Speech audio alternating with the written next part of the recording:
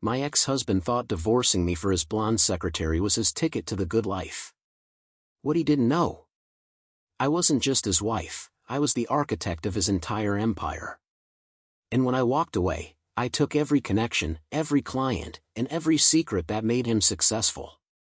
If you've ever wondered what happens when someone underestimates you, hit that like button and subscribe, because this story will show you exactly how karma works.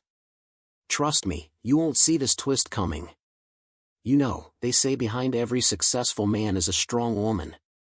But what they don't tell you is what happens when that man decides he doesn't need that woman anymore. My name is Camille, and 10 years ago, I married a man who had big dreams and absolutely no idea how to make them happen. Marcus was brilliant with numbers, don't get me wrong, but when it came to building relationships and understanding people, he was lost. When we met, he was struggling to keep his small accounting firm afloat, 3 employees, a handful of local clients, and bills piling up faster than he could count them. But I saw potential in him, the same way I'd learned to see potential in failing marketing campaigns during my MBA program. I had graduated from one of the top business schools in the country, and my network was golden: classmates who had gone on to become CEOs, startup founders, and decision-makers at Fortune 500 companies. These weren't just LinkedIn connections, these were real relationships built over late-night study sessions and shared struggles. I started introducing Marcus to my world slowly. A dinner here, a networking event there. I'd prep him beforehand, telling him exactly what each person needed to hear, what their pain points were, how his services could solve their problems. I watched him transform from that nervous guy stumbling over his words to someone who could command a room. But here's the thing: I was always there, either beside him or behind the scenes, making sure every detail was perfect. Within 5 years, his little accounting firm had grown into a full-service financial consulting company. We had offices in 3 cities, 25 employees, and clients I had personally brought in through my connections. I handled all the marketing, managed the social media presence, and maintained the relationships that kept those million-dollar contracts flowing. When clients called, they asked for me by name. When we attended industry events, people approached me first. I was the face they trusted, the voice they wanted to hear. But success has a funny way of changing people. As the money grew, so did Marcus's ego.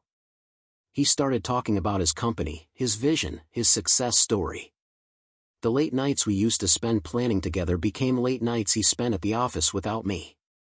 He hired new staff without consulting me, made decisions about campaigns I had designed, and slowly began erasing my fingerprints from the empire we had built together. Then came Chloe. 24, fresh out of college, blonde hair that caught the light just right, and a laugh that seemed to enchant my husband more than 10 years of marriage ever had.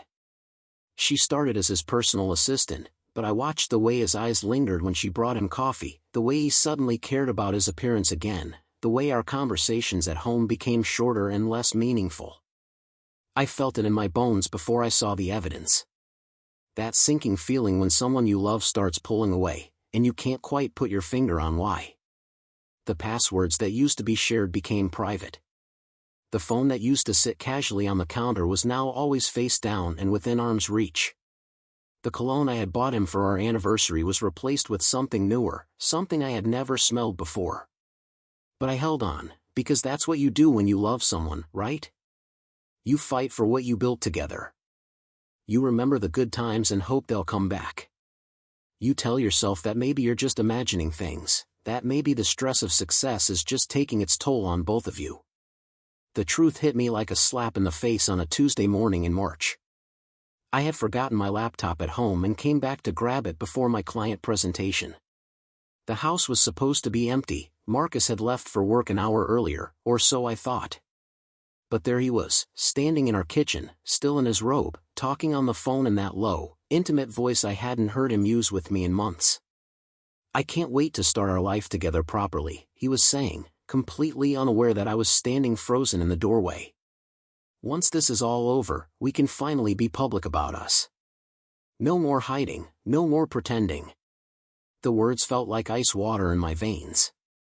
I stood there, barely breathing, as he continued painting a picture of their future. Their future, while I was apparently just an obstacle to be removed. When he finally turned around and saw me, the color drained from his face faster than I'd ever seen. But instead of shame or regret, what I saw in his eyes was annoyance. Annoyance that he'd been caught, not remorse for what he was doing. That's when I knew this wasn't just an affair. This was a calculated plan to replace me entirely. The confrontation that followed was worse than any nightmare I could have imagined. Marcus didn't deny it, didn't try to explain it away. Instead, he sat me down like we were having a business meeting and laid out his reasoning with the same cold logic he used for financial projections. He told me he needed someone who could elevate his image in the business world. Someone younger, more appealing to potential clients, someone who looked the part of a successful executive's wife. "You have to understand, Camille," he said, as if he was explaining market trends to a slow student, "image matters in business. Chloe represents the future I'm building. She's what clients expect to see when they think of success." Each word was like a knife twisting deeper. He actually used the word upgrade, like I was an old phone he was trading in for the latest model. But what hurt most wasn't just the betrayal. It was how he completely dismissed everything I had done for him, for us, for the business we had built from nothing. "Anyone could have made those introductions," he said with a shrug that broke my heart. "Anyone could have handled the marketing. You act like you're irreplaceable, but the truth is, the business succeeded because of my skills, not your connections." I sat there listening to him rewrite our history, watching him convince himself that my MBA network, my strategic thinking, my years of relationship building were all just happy accidents that anyone could have replicated. He genuinely believed that I was the disposable one in this equation, that he could simply swap me out for a newer model and everything would continue exactly as before, maybe even better. The divorce papers came 2 weeks later. His lawyer was just as arrogant as Marcus had become, treating me like I was lucky to get anything at all. They offered me a settlement that was insulting, like I was a business expense being written off rather than the co-architect of everything Marcus had achieved. They talked about his company, his clients, his future, as if I had been nothing more than an employee who could be easily replaced. But as I sat in that sterile conference room listening to them divide up the life I had helped build, something shifted inside me. The hurt was still there, raw and bleeding, but underneath it was something else, something colder and more focused. If Marcus wanted to find out what the business looked like without me, then that's exactly what he was going to get. The undoing. The beautiful thing about being underestimated is that nobody sees you coming. While Marcus was busy planning his new life with Chloe, celebrating what he thought was his clean escape, I was quietly making my own moves. See, he had made one crucial miscalculation. He assumed that because the business was in his name, the relationships belonged to him too. He couldn't have been more wrong. I started with Lena Morrison, the CEO of Morrison Tech Solutions and my former study partner from business school. She had been Marcus's biggest client for 3 years, bringing in nearly 30% of his revenue. When I called her for lunch, she was excited to catch up. "I've been meaning to ask," she said over our salads, "how are things with you and Marcus? I heard some rumors about changes at the firm." I kept it professional but honest. I told her I was starting my own consultancy and would be transitioning away from Marcus's company. Lena paused mid-bite, her fork suspended in the air. "Wait, you're leaving? But Camille, you're the reason we chose Marcus's firm in the first place. You understood our vision from day one. I'm not sure we'd have the same connection with just Marcus." That conversation was repeated 12 more times over the next month. 12 major clients, all of whom I had personally brought in, nurtured, and maintained relationships with for years. They didn't just know my name, they trusted me. When I explained that I was starting fresh and would love to continue serving their needs through my new company, the response was overwhelming. These weren't just professional relationships, they were genuine connections built on years of understanding their businesses, their challenges, and their goals. Meanwhile, Marcus's world was starting to crack in ways he didn't even notice at first. The company's social media presence, which I had built from zero to over 50,000 engaged followers, went completely silent. I had been the one writing every post, responding to every comment, crafting every campaign that brought in new leads. Without me, their online presence died overnight, and with it, the consistent stream of new prospects that had been flowing in. The marketing campaigns I had designed started failing spectacularly. Marcus tried to replicate my strategies, but he didn't understand the psychology behind them. He saw the surface, the colors, the words, the images, but he missed the deeper understanding of what motivated people to act. His new campaigns were tone-deaf and generic, nothing like the targeted, emotionally intelligent content that had made his firm stand out in a crowded market. Chloe, bless her heart, tried to step into my role, but she was like someone trying to perform surgery with a coloring book as their guide. She had enthusiasm but no experience, confidence but no competence. She scheduled meetings that conflicted with each other, sent emails with the wrong information, and somehow managed to accidentally delete 3 years' worth of client contact notes.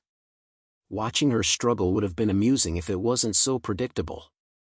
But the real revelation came when Marcus's carefully constructed network started to crumble. Those industry connections he thought belonged to him? They were mine, the invitations to exclusive events, the insider information about new opportunities, the referrals that had kept his pipeline full. All of it traced back to relationships I had built and maintained. When I stopped being his bridge to that world, he found himself on an island, wondering why the phone had stopped ringing. The reckoning.